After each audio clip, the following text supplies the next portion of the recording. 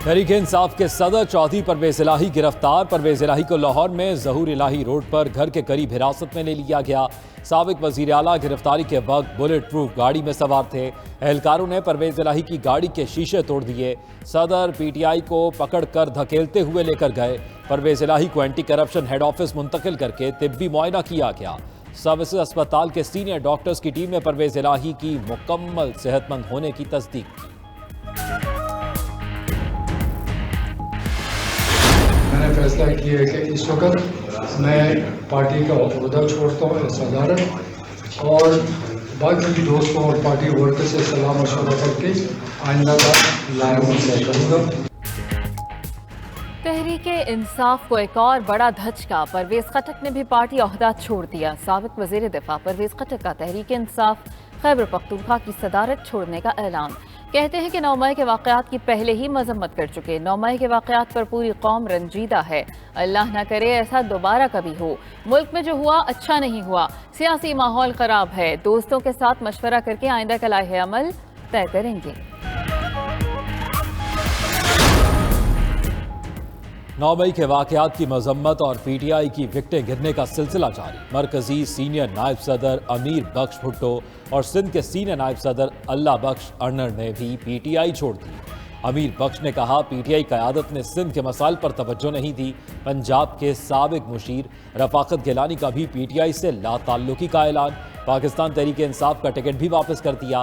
कहा, शुहदा की यादगारों की बेहुरमती पर अफसुर्दा है। तशद्दुद की सियासत कभी की और ना ही करना चाहते हैं। उस्मान डार के बड़े भाई आमिर नार ने भी सियासत से किनारा कशी इख्तियार कर ली। कहा, सियासत की वजह से कारोबारी नुकसान हुआ।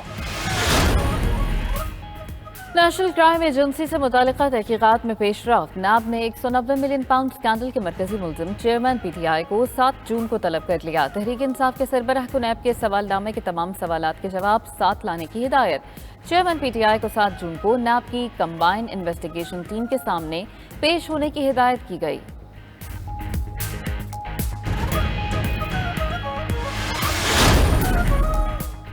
कानून नाफिज करने वाले इदारों को बदनाम करने की न्याजी की चाल समझने में गलती ना की जाए। वजीर आजम शहबाज शरीफ का ट्वीट। कहते हैं, वो 9 मई के वाक़यात में कसूरवार होने से तवज्जो हटाने के लिए हकूक की खिलाफ वर्जी के झूठे इल्जामात लगा रहा है। इस शख्स ने रियासती इदारों के खिलाफ गंदी जुबान इस्तेमाल की, लोगों को तशद्दुद पर उकसाया, रियासती निशानात और फौजी तनसीबात पर हमला किया। जो शुहदा की यादगारों को गिराए वो किसी भी हद तक जाने की सलाहियत रखता है। वज़ीर आज़म शहबाज शरीफ ने कौमी सलामती कमेटी का इजलास आज तलब कर लिया। कौमी सलामती कमेटी के अहम इजलास में सिविलियन और अस्करी क़यादत शरीक होगी। कौमी सलामती कमेटी के इजलास में army chief general Asim Munir भी शिरकत करेंगे। सलामती कमेटी के इजलास में मुल्क में अमन व अमान की सूरत हाल पर गौर किया जाएगा।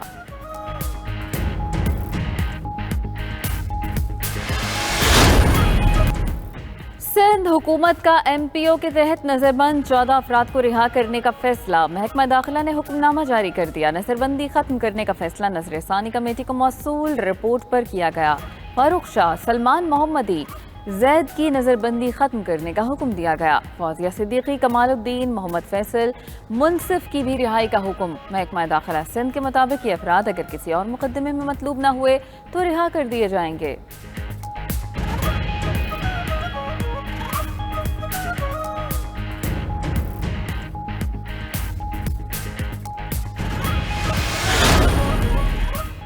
कुछ लोग चेयरमैन पीटीआई के खिलाफ वादा मुआफ गवाह बनने के लिए तैयार हैं। मुआवने खसूसी अतादार कहते हैं, बोले 9 मई को मनसूबाबंदी के तहत शरपसंदी की गई। पीटीआई रहनुमाओं को फौजी तनसीबात के लिए खास हिदायत दी गई थी। मुल्की सालमियत खतरे में डालने वाले अब भी साजिशें कर रहे हैं। अदलिया मुजरिमों की सहूलतकारी ना करे। वफाकी वजीर जावेद लतीफ़ बोले, 9 मई की शरपसंदी के लिए बैरूनी साजिश के सबूत मौजूद हैं। वज़ीर दिफा ख्वाजा आसिफ ने कहा, ये पीटीआई की 4 साल हुक्मरानी और 1 साल की अपोजिशन की गलतियां हैं जिनका सियासी मुनाफा हुकूमत को हो रहा है। दुश्मन गलती कर रहा हो तो टोकना नहीं चाहिए, उसका हमाकतों का सफर जारी रहना चाहिए। निगरान वजीर इत्तलात पंजाब आमिर मीर कहते हैं कि चौधरी परवेज इलाही छुपने के माहिर हैं मगर अब पकड़े गए। परवेज इलाही अपने घर से निकलकर फरार हो रहे थे। गिरफ्तारी में मज़ाहमत की। पुलिस ने गाड़ी रोकी तो वो दरवाजा नहीं खोल रहे थे। गाड़ी का शीशा तोड़ा तो परवेज इलाही बरामद हुए। वो अपनी गाड़ी से बाहर न निकलते तो पकड़े न जाते। साबिक वज़ीर आला परवेज इलाही एंटी करप्शन पुलिस को मतलूब थे।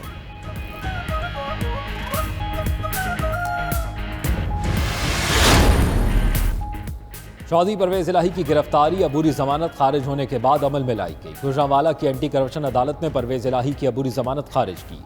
महकमा एंटी करप्शन के तर्जुमान के मुताबिक परवेज इलाही ने जमानत के लिए जाली मेडिकल सर्टिफिकेट अदालत में पेश किया था। परवेज इलाही करप्शन के मुख्तलिफ केसेस में मतलूब थे। एंटी करप्शन कई रोज से साबिक वज़ीर आला की गिरफ्तारी की कोशिश कर रहा था। दूसरी जानिब मोनिस इलाही FIA मनी लॉन्ड्रिंग सर्कल में तलबी पर पेश न हुए।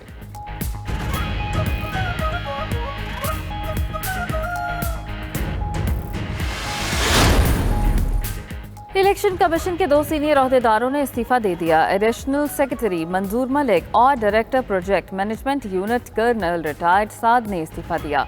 चीफ इलेक्शन कमिश्नर दोनों अफसरों की कारकर्दगी से नाखुश थे।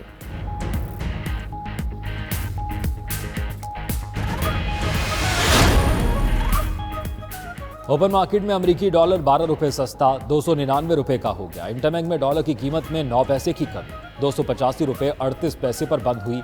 फॉरेक्स डीलर्स एसोसिएशन के मलिक बोस्तान कहते हैं तारीख में पहली बार एक रोज में डॉलर 27 रुपये तक नीचे गिरा। बरवक्त फैसलों पर वजीर खजाना और गवर्नर स्टेट बैंक के शुक्रगुजार हैं। मुल्क पर कर्जों में अरबों रुपए की कमी आ गई।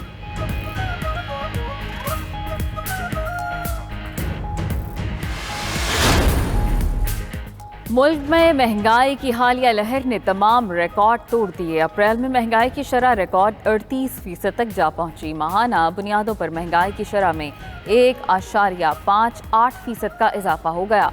इदारा बराए शुमारियात ने महंगाई के माहाना अदद-ओ-शुमार जारी कर दिए। रवा माली साल के 11 माह में महंगाई की शरह 29.16% रिकॉर्ड की गई।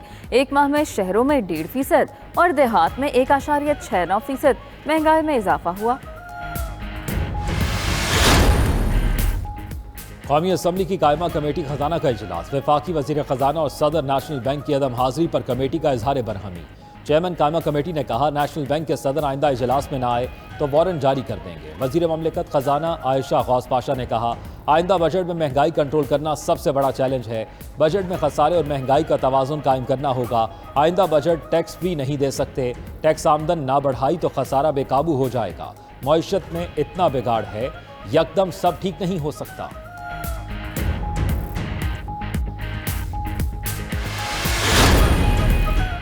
साबिक वज़ीर आज़म शाहिद खाकान नवासी कहते हैं कि इसहाक डार का माजी में IMF के साथ काम करने का तजुर्बा है। उम्मीद है वज़ीर खजाना इसहाक डार IMF से डील कर लेंगे। PTI के दौर में मुआशी मामलात में गैर जिम्मेदारी दिखाई गई। चेयरमैन PTI ने जाते हुए पेट्रोलियम मसनूआत की कीमतें कम कर दी थीं।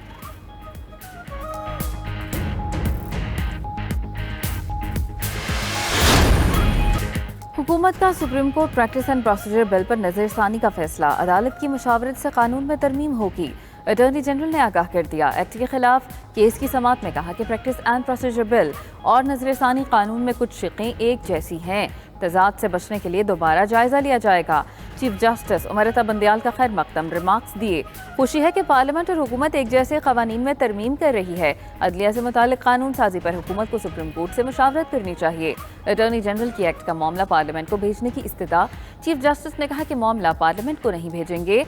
अगर कोई तजवीज़ आई तो उस पर गौर करेंगे। जस्टिस मोहम्मद अली मजहर ने कहा कि अगर कवानीन आपस में मुमासलत रखते हैं तो फुल कोर्ट से मुतालिक दरखास्तें सुनना वक्त का ज़िया होगा। समाअत आइंदा हफ्ते तक मुलतवी।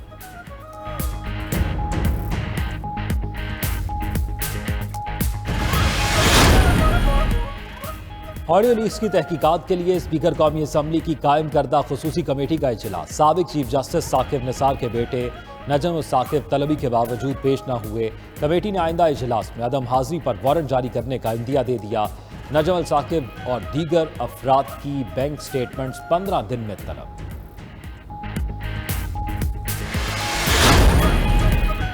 वफाकी वजीर शरी रहमान ने 9 मई के हमलों में मुलव्वस खवातीन से बदसलूकी के इल्जामात मुस्तरद कर दिए। कहती हैं कि जेलों में बंद खवातीन मुल्जिमों पर कोई तशद्दुद नहीं हो रहा। वज़ीर आज़म के मुशीर कमर ज़मान कायरा कहते हैं कि सियासी कशीदगी को ख़वातीन से ज़्यादती का रंग देने की कोशिश हो रही है। तासुर दिया जा रहा है कि मार्शल लॉ दौर में भी ऐसा नहीं हुआ। ये काबिले गिरफ्त अमल है। तहरीक इंसाफ सोशल मीडिया के जरिए अपने खिलाफ कार्रवाइयों का प्रोपेगेंडा कर रही है। मज़ीद कहा कि बजट में हुकूमत की तरजीह अवाम को रिलीफ देना है। जहांगीर तरीन का नई कौमी सियासी जमात बनाने का मिशन। जहांगीर तरीन की इस्लामाबाद में 3 दिन मुख्तलिफ शख्सियात से मुलाकातों के बाद लाहौर आमद। जहांगीर तरीन खुसूसी तैयारे के जरिए इस्लामाबाद से लाहौर पहुंचे। तरीन की मुलाकातों और मुशावरत का सिलसिला लाहौर में भी जारी रहेगा। नाअहली के खिलाफ पटिशन दायर करने पर भी गौर। जहांगीर तरीन ने अपनी लीगल टीम से मुशावरत की। इलेक्शन कमीशन में पार्टी के रजिस्ट्रेशन से मुतल्लिक भी गुफ्तगू।